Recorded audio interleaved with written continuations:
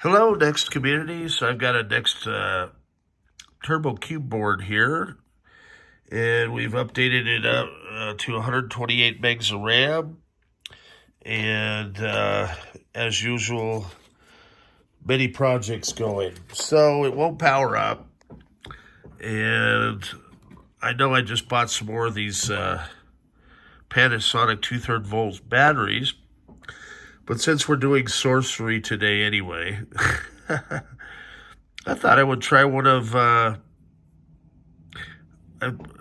Umberto's inventions here. It's a little NeXT logo using a watch battery.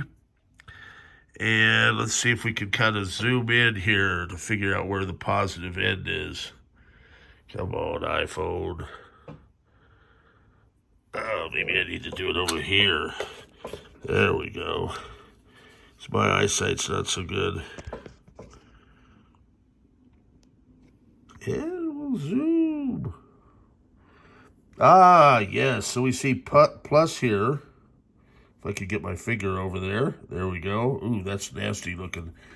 And you go up to your little battery bracket, which is over here. So plus. So you obviously want to match that up. Plus to plus. We're going to drop it in and see how well this works. I don't know that I'm going to use these because I think they might just fall out too easy during shipping. It would be fine if you've got a stationary NeXT, but my concern is this thing getting jarred loose in shipping, and then you've got it bouncing around. Also, I don't know if he took into account the Turbo Cube board here has a really tight tolerance, right? So if we look and see, that's pretty close when you consider you've got to mate it. So let's see if it'll actually work. I like the logo idea, but man, oh man, is that a tight tolerance. So carefully. I'm going to move this connector out of the way up here. As usual, I'm winging this, and I'm going to take this back so I'm not zooming in on everything. I'm going to slide it in. Catch that rail guide up top. And the rail guide at the bottom. Slide her in.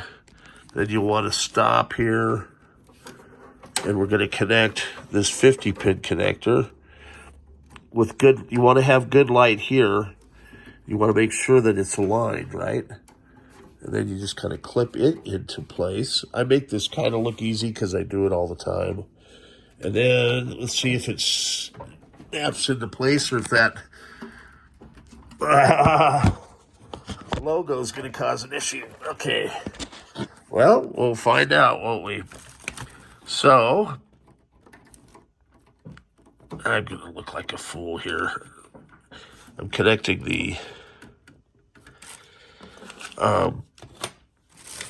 monitor and sound box. We're going to bring the keyboard over. Keyboard's connected to our little sound box there. We've got the Dell monitor, my custom Y cable.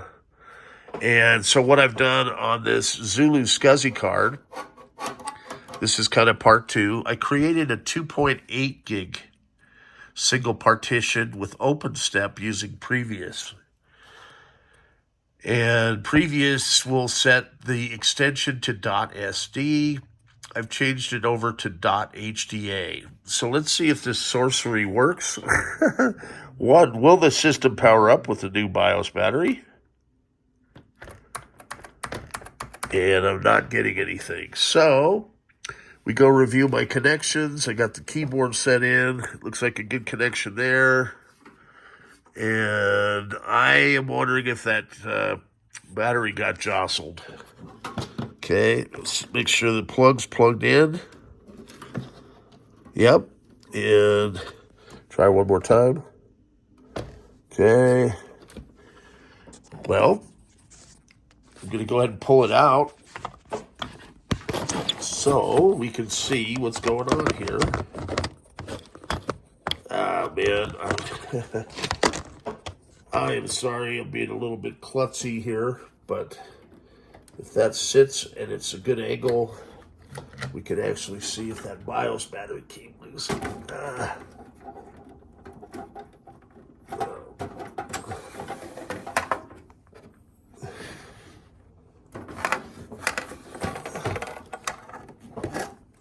Well, it's in place.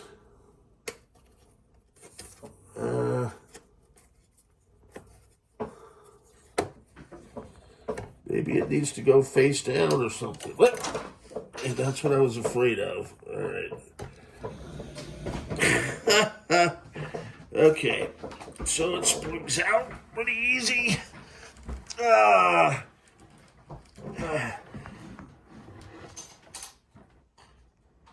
Yeah.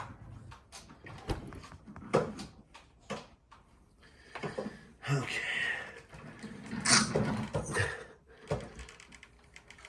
Oh my God.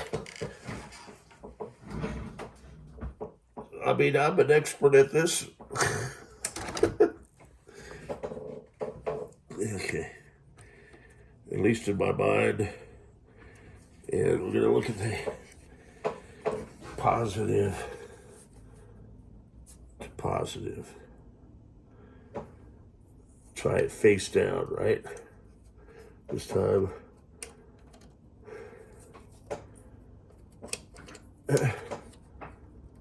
I don't know about this, man. I don't think I like this very much. And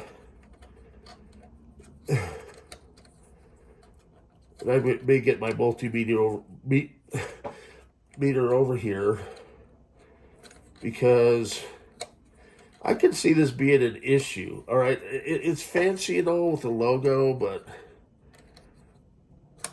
you know, I like something that's a little more secure.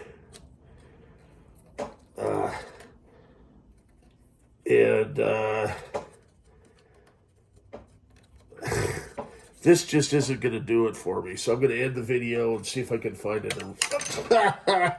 an original BIOS battery. Stay tuned.